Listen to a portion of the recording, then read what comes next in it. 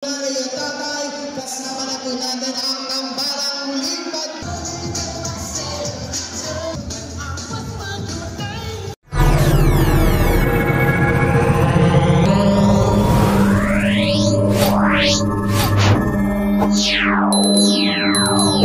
sa pandemya, ang isang taong tunay na nagbigay ng pagmamahal, malasakit at kalinga sa aking mga nanay at tatay.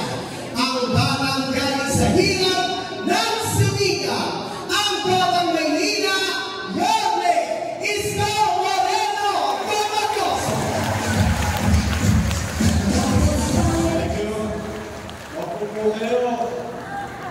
Hi! Hello! Taas na kamay, inat-inat. Maraming salamat. Maraming salamat sa inyo at tinugon ninyo ang aming pagnyaya. Bagamat kayo kanya-kanyang gawain sa bahay, lalo ngayon dapat nagsisiesta kayo. Iniwan ninyo at pumunta kayo dito. Kaya maraming salamat sa inyo. Mga nanay ko, tatay ko, lolo ko at lola ko. Pumanatag naman kayo. Hindi naman kayo uuwi ng konsumido. Opo, hindi namin kayo kukusumin. Okay, bakit po?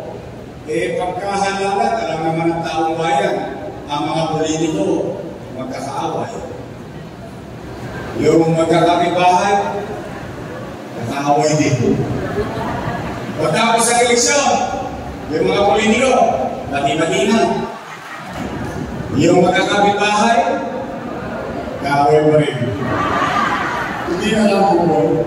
Kaya, huwag kayo mag-alala, mga nanay tatay katulad ako. Hindi kayo umuwi ng may puon, galit o inis. Dahil wala kayong maririnig na panira dito. Ano lang tayo? Real talk lang. Good vibes at chill-chill lang tayo. Dahil mabigat ang piling ko sa Your Best Choice. Sabi ko sa kanila, uy, umayos kayo. Yung daw, pinuntahan kayo. Binigyan kayo ng oras. Huwag niyong sasayahin. Kung kayo first time, natatakot. Sabihin niyo na lang kung ano ang gagawin niyo. Kung kayo naman re-electionista, sabihin niyo na lang kung ano ang ginawa niyo sa loob ng 3 taon. At hayaan natin ang taong bayan ang humusga later on. Kaya, steady lang kayo dyan sa Getty. Hindi kayo mawawala. Alam mo na sagot ha? Hindi mo nagkakaroon. Mga taga-bunduman. Kamusta po kayo? Hindi salamat sa Diyos. Kabayo po. Bagay na dapat natin ipagpasalamat sa Diyos. Bakit? Ilang taon pa lang na nakakalipas. Lahat tayo nangangamba. Lahat tayo natatakot. Baka tayo mamatay. Baka may infection tayo ng COVID-19. In fact, even sa loob ng bahay, kinakabahan tayo. Yung mga anak natin umansik lang, ay COVID. Tama po ba? Kaya bagay na dapat natin ipagpasalamat sa Diyos. Ano man ang ating pinagdaan ng hirap at ano man ang kasalukuyang pagsubok na ating pinagdadaanan, salamat sa Diyos, buhay tayong lahat ngayon. Dahil habang buhay, may tayo. Matanong ko lang kayo. Bakit pa kayo naghahanap ng ibang mayor? Meron namang mayor na nakaupo.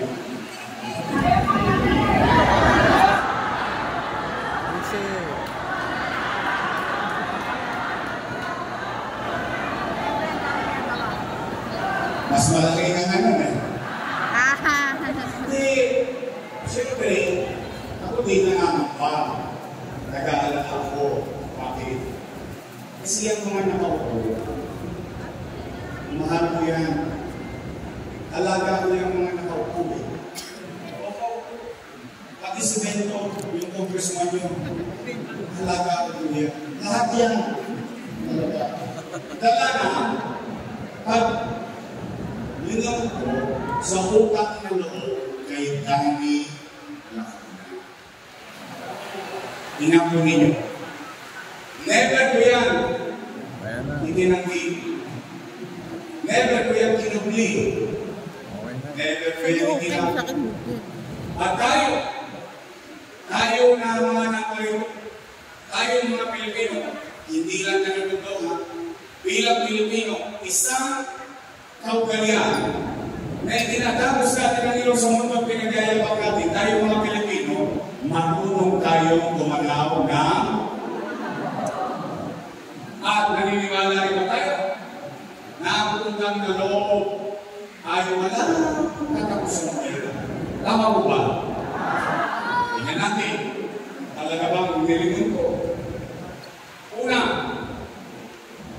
Philip Lacuna.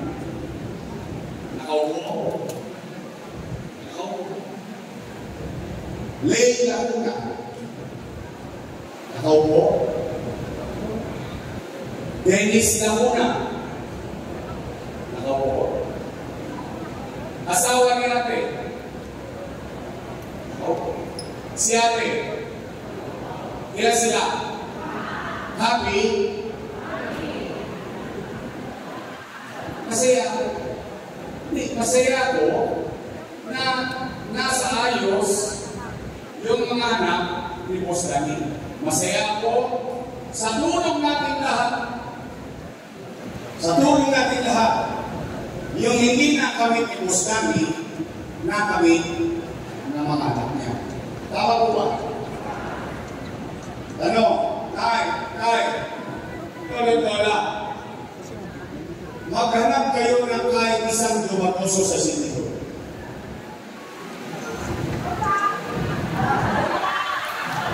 Wala. Alam niyo bakit? Bilang magkalang ng utang na to, isinagtabi ko mga anak ko, inayos ko muna yung mga anak ni Costa. Ngayon, kung sila'y naging mabisa na mayor o hindi ako para mahusga. Taong bayan at buhos ganyan kalamunan. Ano? Yorme, tatanaw ka pa ba ng utang na daw? Ang sagot, opo. Bakit? May Pilipino. Yan mo talaga namin ang Pilipino. Kaya naman, meron lang ako pakiusap. Baka naman po pwede, sa ibang bagay na lang ako tataraw ng utang. Bakit po? Kundi dahil sa Diyos at dahil sa inyo, wala po sa kinalalagyan ko ngayon. Eh, may utang na loob din naman ako sa taong bayan eh.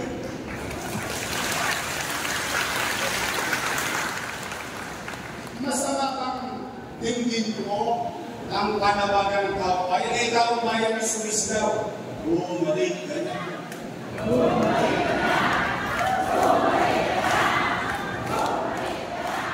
Eh, kaso, ako nasigawan eh. Wala na nagaling! Nagulat ako. Nagulat ako. Tama niyo ba yun?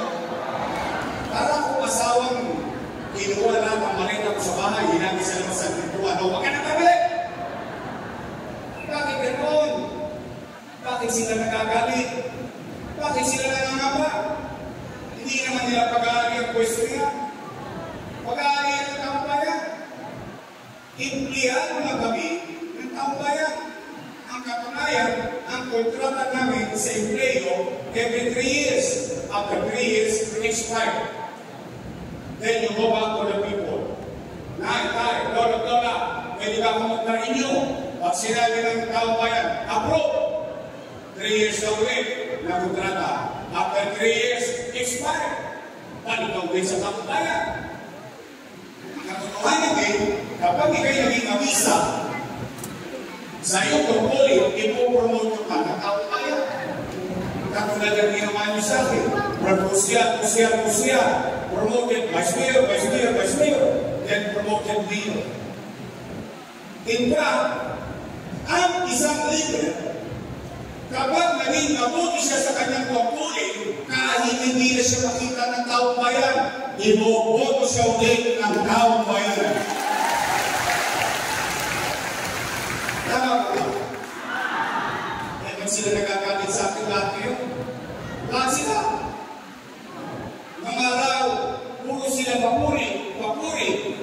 Akala mo ba sa ba? Papuri sa'yo. Ngayon nang gagalayin sila sa akin. Ako naman dapat hindi magtatampo. Tingnan po ninyo, kayo po sumagot.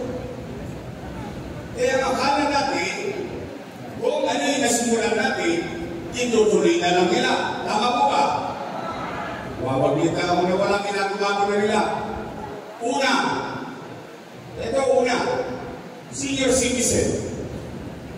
9, 10, dito. Totoo ba? Na kapag wala ka sa araw ng kayo, halimbawa first quarter, wala ka doon, hindi mo na nakukuha ang pension mo. Tingnan ninyo. Eh samantalang, ito rin ko ba? 9. Yung iba sa inyo, inabot pa si Mayor Lacson.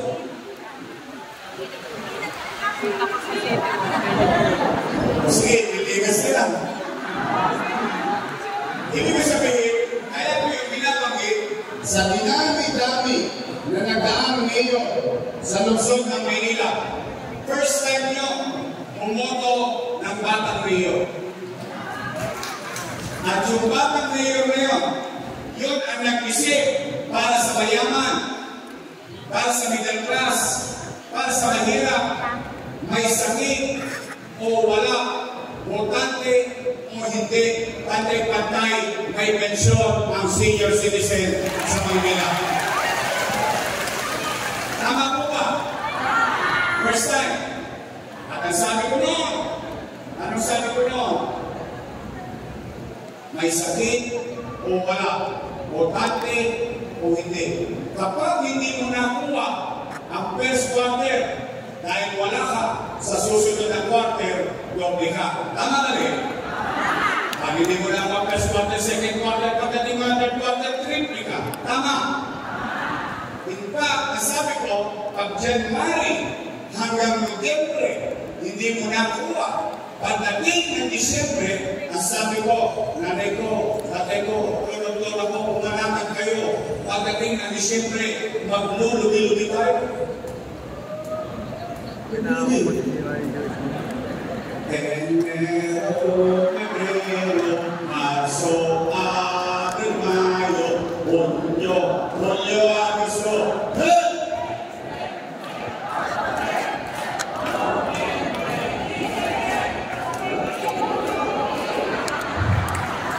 Nagagawin na nga ako kayo. Oh, bakit nila binago? Bakit kanila pinahihirapan yung mga matatanda? Isa totoo niyan hindi naman talaga tao bayan kung kailan at anong araw darating ang pensyon. Jadi siyempre, araw-araw, nangangamba tuloy yung mga matatanda. Alam mo naman ang mga matatanda, malalapot ang luto niya. Maaga natin gising niya. Sa pag-aalala, sa pangangamba, pagkagising sa niya pupunta. Chairman, balita. Alam sa panay. Sawi. Uwi. Tulog. Gising ulit sa baga. Saan ang pupunta? Chairman, ano na? Lolo, wala pa. Mamalas-malas mo. Yung matanda, tinawagan na ako. Lola, pasya ka naman sa Cavite, namimiss ka lang namin. Lolo, lolo, pasyal ka naman sa Bulacan, miss ka namin. Yung pobre makata, tinawagan lang ako, walang nagawa, nagbakasyon. 2 days after, balik sa Tondo, saan naman po hotel? Chairman, ano na? Nakulay na kami kaya kahapon, wala ka.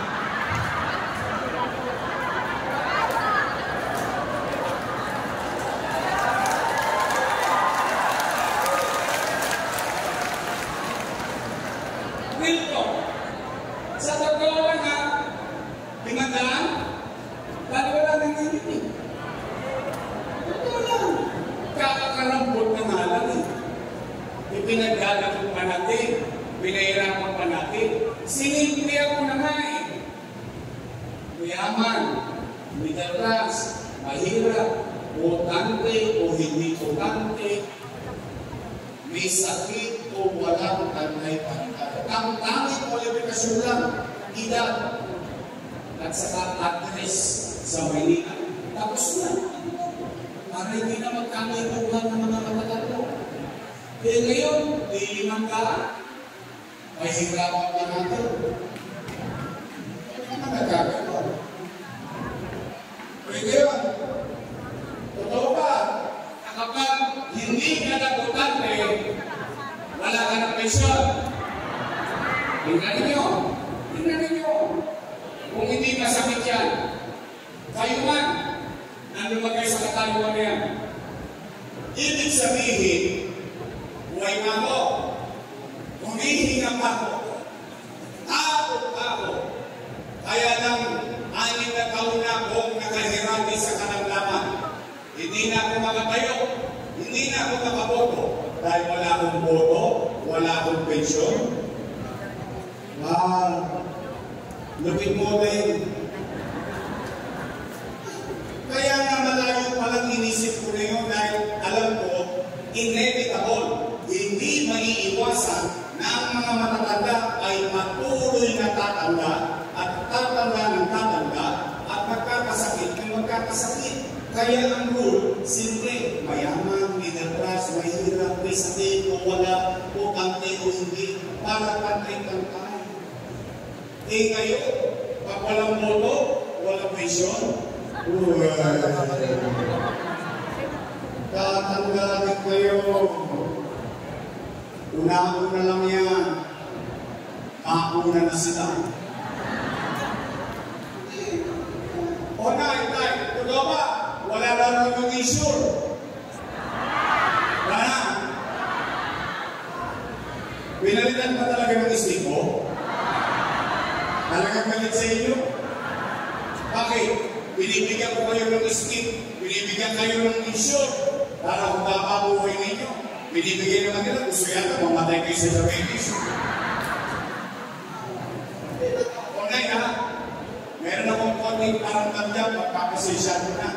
Nakita niyo dahil kung ano? Meron kayo insure? Pasensya ka na, nasa hotel lang ha. Alam sa lang sa pwesto eh. Pero kung marami kayo, may awa Diyos sa tulong ninyo pagdating ng araw. Babalik ko yan sa lata.